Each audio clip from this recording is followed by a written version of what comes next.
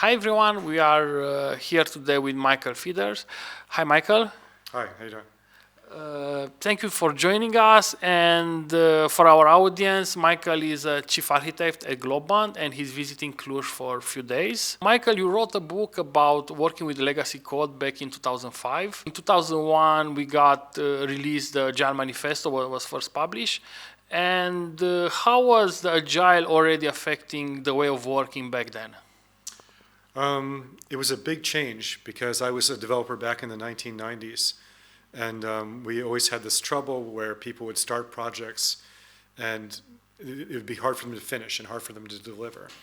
And so the people who were involved in the very beginning with Agile were trying out many different techniques, and it became seen as a solution to this problem. And so it was very good. The thing that's interesting about this is that the book really came about as a direct result of Agile. So I had learned what was called test-first programming, and it later became test-driven development by meeting some early people in the extreme programming community. And what was fascinating about this is that as we were taking extreme programming and trying to get people to practice it, I was basically helping some companies with this and helping them with technical practices. So you come into a company and you want to refactor, right? And so the funny thing about this is that quite often there were no tests at all. And since there were no tests at all, you basically say, well, let's write some tests. And then you discover that trying to write tests for the existing code is extremely difficult and hard. And so I realized at that moment that essentially there was much more to say, and it was good to go and develop techniques around this. And so that's what that turned into, working with people and developing techniques to break dependencies well enough to write tests. And I noticed that it would be terrible for other people to have to go and relearn all these things or learn independently those things. So I decided to write the book so that people could go and do this very quickly. And back then, you were also connected with some of the guys who wrote the manifesto? Yeah, I was connected very early with them. I met Kent Beck back in 1997 and Ward Cunningham at a conference. And it was exciting for me because they were talking about a very different way of writing software. So I remember going back to the company I was working at and just doing this thing of writing tests as I wrote code. And it was very, very amazing to me because up to that point as a developer, I always had this trouble where I would basically try to get a change into the code and sort of get to the point where I'm tearing up the code in various different ways and then feel like, oh, will I get it working again before the end of the day, right? But when I was writing the tests, I began to realize that I could make some changes, walk away from my desk and come back and just run the tests and see whether things were still working or not, and always have confidence that things were working. So it's a very, very big change in my life as a developer because it decreased stress amazingly. Today, we still have, let's say, a legacy code. What will be the definition of the legacy code? The thing is, in the book, I do mention that I was being a little bit confrontational and saying that legacy code is code without tests. And I thought that this was an acceptable thing to do because the difference between having tests and not having tests is very significant. It basically allows you to go and basically make changes with a lot of confidence. So the feel is very different when you have tests as opposed to when you don't. But there can be many different definitions of legacy code. That's just one which kind of points in a direction for us. The thing I think about now quite often is that there's the original conception of legacy code as code you got from somebody else. And I think that this is a big issue for us in the industry, is that code often lives much longer than the team that produced it. And it's this disconnection between team and the systems that we're building that ends up being problematic over time. I think today legacy code should not be, I mean, from your perspective, since most of the developers are writing their unit tests and they know, that's a must if you want to be a good software developer. Interestingly, we will not have so much legacy code today.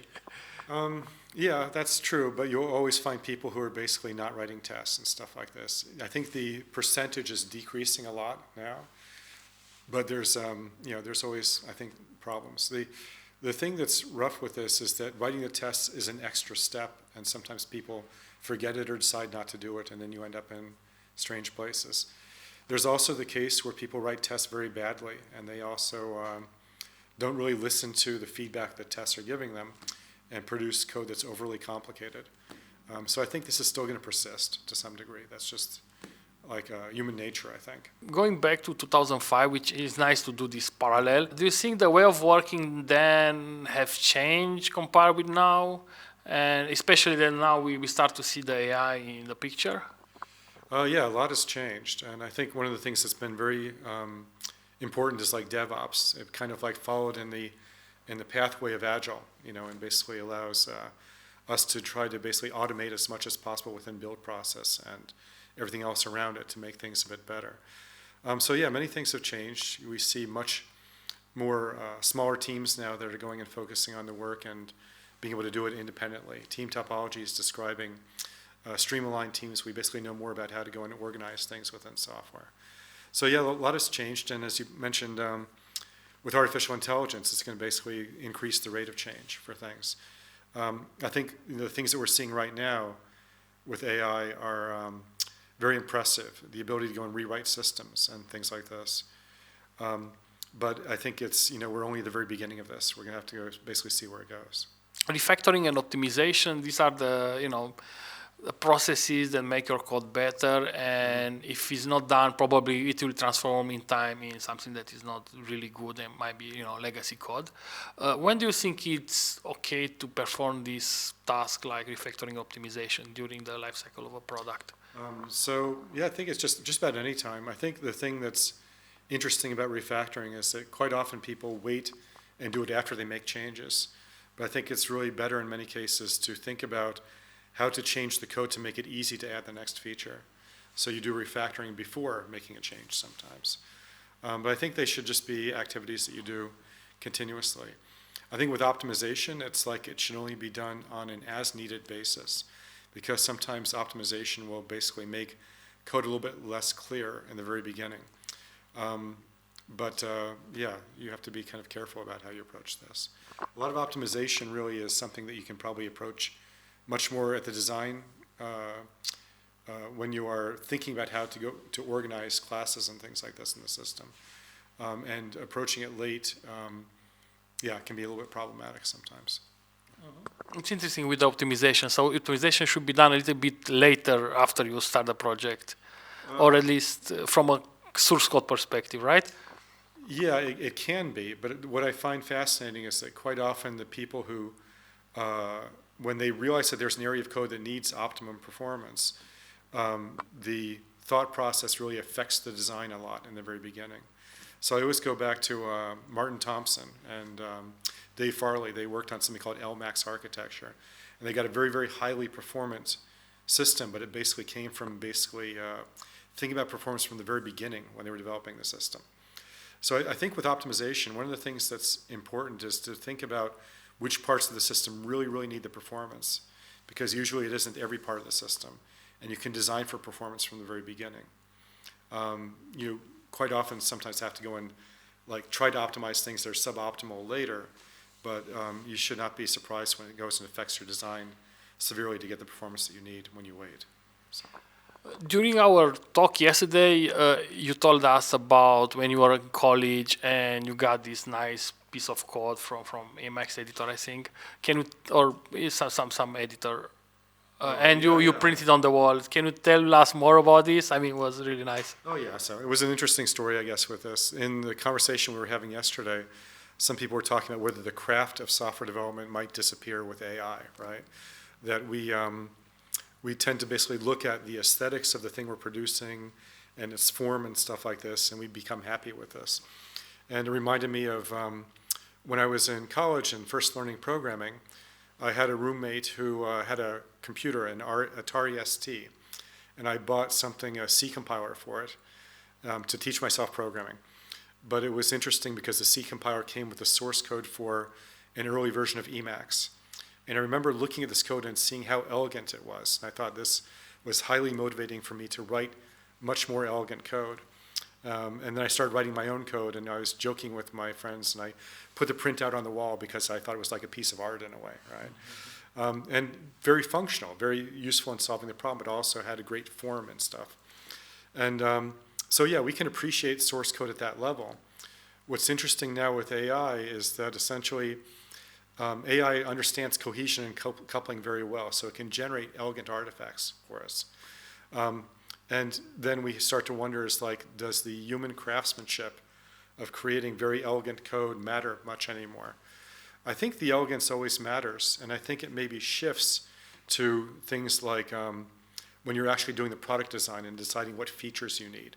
Finding the right set of features to solve a problem is it is an exercise in elegance quite often to find features that work well together and solve a problem very well without additional complication of more features. So this same type of thinking about elegance is something which will not go away, I don't think. It's going to basically move to the product design space in many cases. Agree, and I think printing the nice code on the wall. It's a really inspiring story. Yeah, it was interesting because to me partially it's like a joke in a way, but it's also like, yeah, I like I think it's nice to appreciate beautiful things, right, and elegant things, and quite often the aesthetics of things like this often align with good engineering, so it's good. Yeah, I remember myself during the college I printed, but there were some nice images from Java, but were just images, not necessarily the code, but Yeah. still it's nice. Coming back to the projects, and how people should deal with the fact that maybe their project is in delay, they should add more people, or what they should do usually? Well, it's an interesting question because back in the 1970s, I believe, there was this book written by Fred Brooks, The Mythical Man Month, and he pointed out that from his experience developing an operating system at IBM, it's like if you add more people to an existing project, it makes it later, right? I think some of that has to do with the way that people work and things like this, but for the most part, the answer generally with this is to basically try to figure out what the most valuable things are and do those things. Quite often when it looks like we have too much work, it means that we aren't basically being very selective about the things that have the most value. So I think, this, which we've had with Agile for years, of going and finding the high value things and doing those things can often get us to something that's working faster and provides the value that we need in organization and system. If you are talking about Agile, there are a lot good thing and also bad thing. People are interpreting in a way for some company is working good, for others not. Do you think there should be, a next level after Agile, something with more clear operations to be done? Yeah, I don't know. I think Agile covers many of these things. I think one of the thing that I find most fascinating is that there's almost like silent parts of Agile that sort of are never really recognized. And one of them is basically keeping things small if you can, right? Quite often people work on very, very large products, right? And that have many pieces and stuff like this. But we know that basically having small teams work on things is much more efficient. So if we're able to go and basically do things where the small things provide value directly to a customer, then we're going to focus on creating smaller units of software that do this work. And I think that it's interesting because sometimes our ambition is to create giant products, and then invariably you end up having dependencies between them. Even if we're doing the team topologies thing very well, it slows us down to some degree. So I always ask this question of like, how can a company provide value, make money, writing the smallest amount of software that's possible, right? And it's a very fascinating question because quite often we assume we have to scale to giant proportions. But when we scale to big things, we end up going in creating other problems to solve. And so we should not do that too soon, I think. How do you think AI will influence the way we are writing software today? Yeah, and it's funny with this. I have to say, what is today's date? Is today the 10th, I think? Yes. Of March? 10th of May, 2023. 9th, okay. Sorry. It's the 9th of May, 2023. So everything I say should be understood in the context of this is what we know now, right? Maybe 3 weeks from now, it'll be a different answer.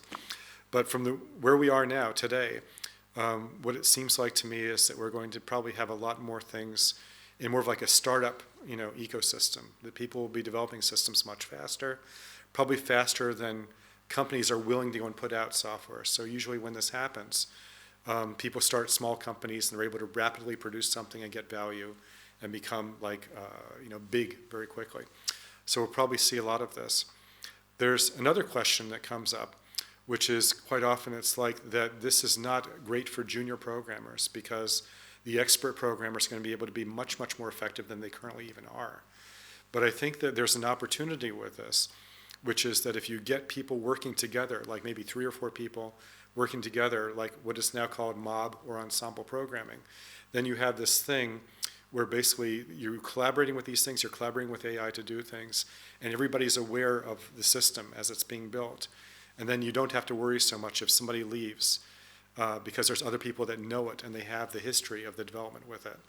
And I think that kind of style of programming is probably going to become much more useful in this new world that we're living in now. So. Yeah, it will be really interesting if people start to do mob programming, like have 3, 4, 5 people in a room working, only one in the computer. Yeah, but with AI also helping out with this. And the important thing is with all these people, they all maintain memory and context of how you got there. And this is the valuable thing. As I mentioned earlier with definition of legacy code, it's like when you lose a certain number of people from a project, it's a lot of work to gain the knowledge that was there when those people were there, right? And AI will help us, relearn things as well. But it's nice to actually sort of have some redundancy in this particular space. So, yeah. Agree. Okay, thank you very much, Michael. It was great to see you in Cluj, and we are looking next time to talk with you again. Sounds good. Thank you.